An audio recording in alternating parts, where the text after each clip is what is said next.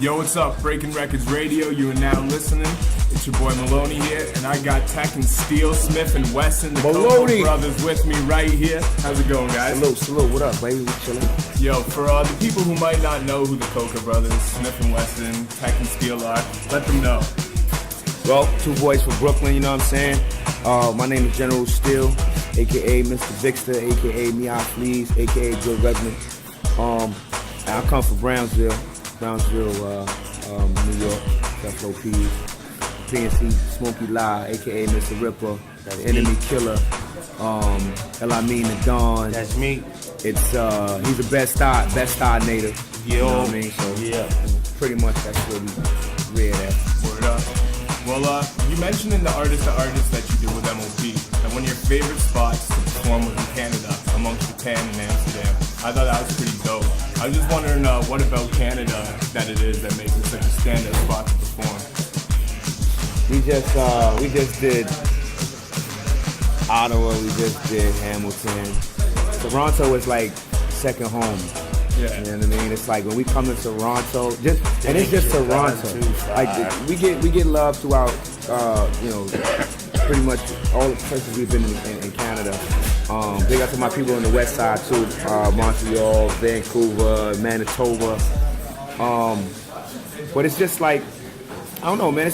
I don't know. Honestly, when I come to Toronto, it reminds me of New York a little bit. Yeah. You know what I mean? It's like it's the city. It's fast-paced. It's people. It's the food. It's pretty much everything. It's like being home, but a little bit twist to it. Different. You know what I mean? Yeah. Dope. Well, you guys debuted on Black Moon's classic Enter the Stage, and I let your guys shining, and that was 20 years ago now. Right. And when recording that album, did you guys ever imagine that you guys would be here in the year 2015 still talking about it and celebrating, doing shows, touring about this? I think that's the blessing right there, man. I don't really think that anybody, well, I can't say anybody. I don't think that we saw that. Yeah. You know, where we come from, people don't live to see 25. Yeah. You know, and and once you make it to 21, you're like, word, we made it. We celebrate that. You know what I mean?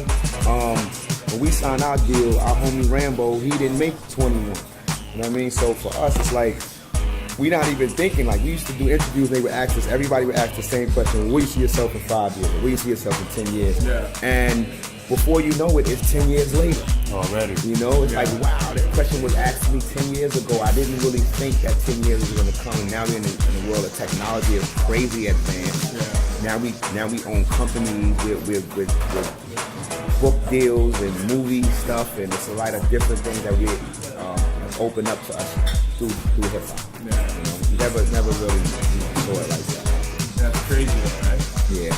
Congratulations. Thank you, man. Thank you. But what requirements do you think it takes to make a classic hip-hop album such as The Shine?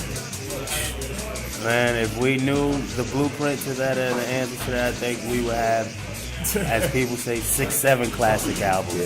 Yeah. It's hard. You can't put I mean, this is not KFC. You know what I mean? Yeah. Like KFC shit still tastes the same. Horrible.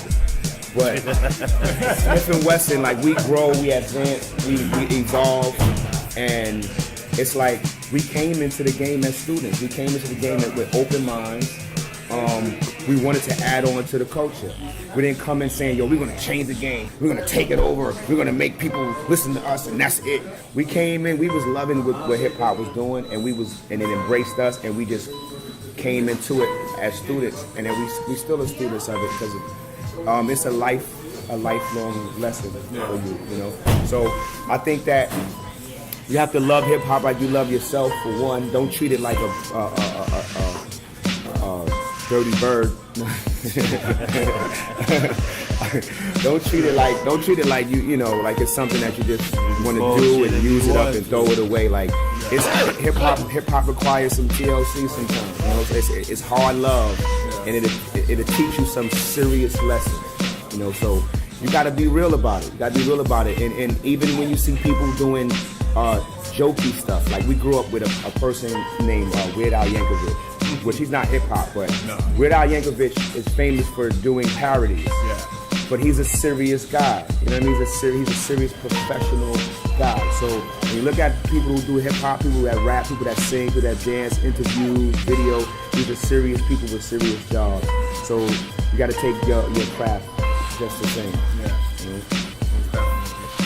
And speaking about the debuts, I mean, Helter Skelter, OGC, they all made debuts on the Shine. Yes. And that solidified Boot Camp Clik, really, with their main debut, right? Right. Yeah. And so I was just wondering, I mean, with that said, is there any talks of any Boot Camp Clik?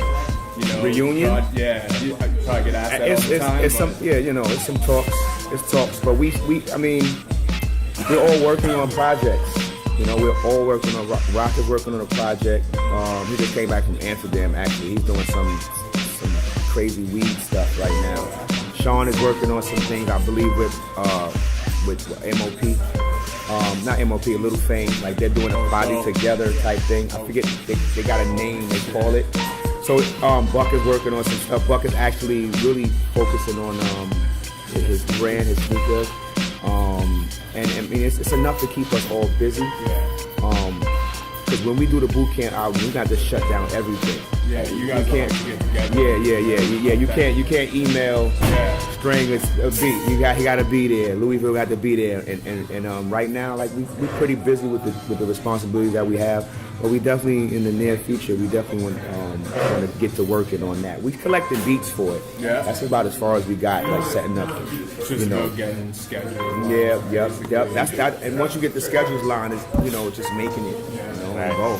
That'll be the easiest once everybody is together. Yeah.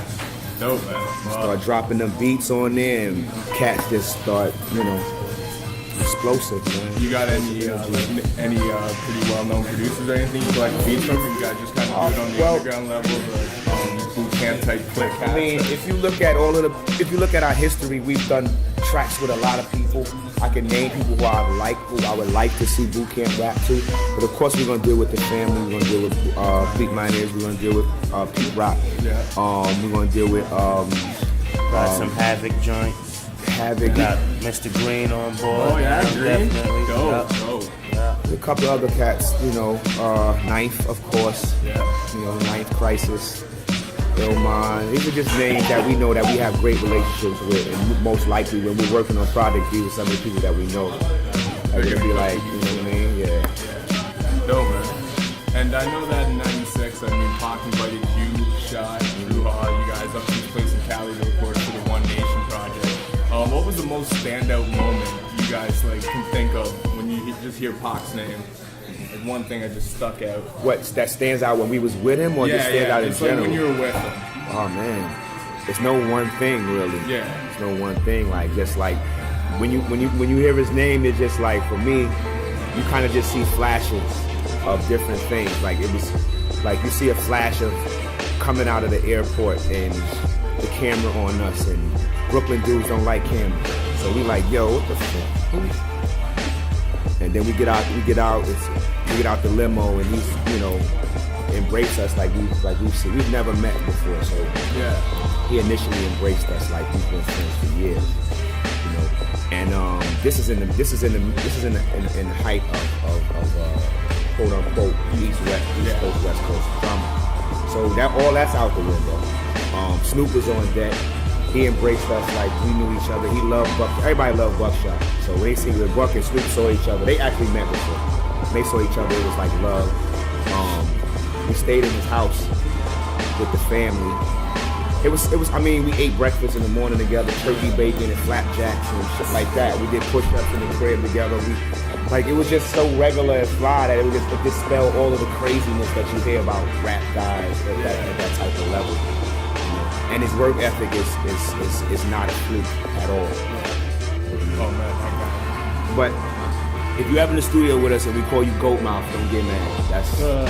It's actually a term of endearment. I know it sounds like it doesn't sound like much, but you get called that. That's from Pac himself. Like, we got that from him. That was his thing.